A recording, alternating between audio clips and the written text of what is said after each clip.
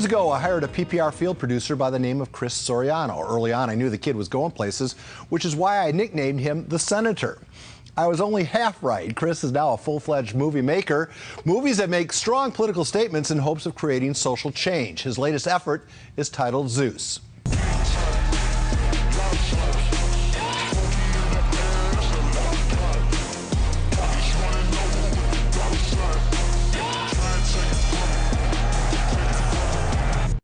So, without further delay, allow me to introduce the writer, producer, director, and starring actor, Chris Soriano. Senator, welcome back to KUSI.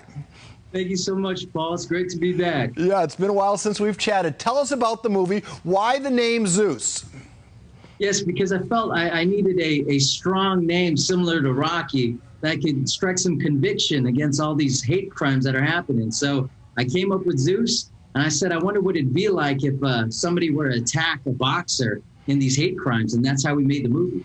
So you're involved in every facet of this, and you also rub shoulders with Manny Pacquiao, who I believe is, I mean, he's kind of the bank, right? I mean, he helped fund the whole thing. Yes, well, Manny supported us in terms of our raising awareness of these hate crimes, and we wouldn't have gotten the exposure that we have right now if it wasn't for Manny, who ironically you nicknamed me the Senator, and he's the Senator of the Philippines. So. Yes, fair enough. So how did your paths cross? Yeah, when we were done shooting the film, that's when we reached out. You know, we didn't really have a strong political or public figure behind us. We just made this movie in 90 days, believe it or not, from end to end, from writing all the way to post. And right when we finished it at Manny Pacquiao's speed, and that's probably why he was attracted to it. And, from there, I just said, we believe in the same vision, all via email, and then they responded and they said, we'd love to support you. Well, getting done in 90 days is going to get your attention, is going to get the attention of every production house in the country, because everybody's looking for somebody who comes in under budget, Chris. Right, exactly, and on time. Yeah. And a lot of people are not making movies in a pandemic, and we said we wanted to be one of the very few, because with coronavirus and all this, a lot of productions were shut down, and we saw that as an opportunity to go out there. Pretty much what you taught me. Well, we'll get to that. Chris, I've asked this question of the local DA here. I've asked this question of the acting U.S. attorney in San Diego, and I never get a straight answer. In your view, who is committing these crimes on the, who's committing these hate crimes against the Asian population?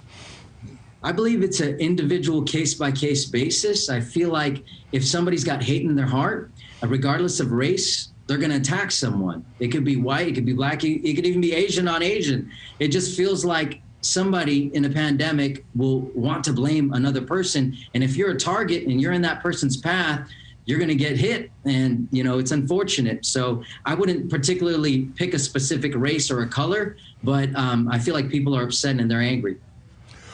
Chris, you wear many hats. Which is the one do you like being in front of the camera? Do you like being behind the camera? Do you like writing? What's your or yes to all of the above? Oh, wow. As a journalist, I had to learn everything. And so that's what gave me an advantage here. And I like more so, Sylvester Stallone did it. He was in front of the camera and behind the camera. So both are cool to me. But if I had to pick one, I just direct, because I really feel you can really communicate a strong vision that way and work with a lot of great actors. Well, you trained in the best training ground there is known to man on the Prep Picks Report. How did those formative days help you reach the success you've reached? If it wasn't for you throwing me out there in the field and adapting or dying, that's ironically how I interviewed Manny 11 years ago.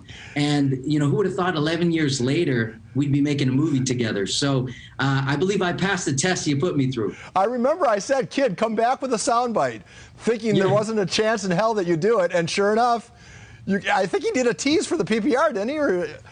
Yes, I did. He did. I said, Manny, if you can't do this tease, I may not be here tomorrow. And he did it. So thank God. All right, so let's throw up your website. This is not your only effort, right? You've got another flick of note. Yes, we have another movie in the making, a lot of things, something about a nurse during COVID called Voiceless. So we'll be shooting that in the Philippines, as well as a Rambo style film called Jed. So we're making a lot this year. Well, I couldn't be happier for your success, and to say that I knew you way back when will always be something that will be near and dear to my heart and to everybody who worked with you on the PPR. So, geez, keep going. Thank you, Paul. Appreciate it. All right, if you ever need the part, someone to cast someone for an aging anything, consider me, okay? Sounds good. Thank you. All right, Chris Soriano, everybody. Check out his website and check out Zeus. Powerful movie.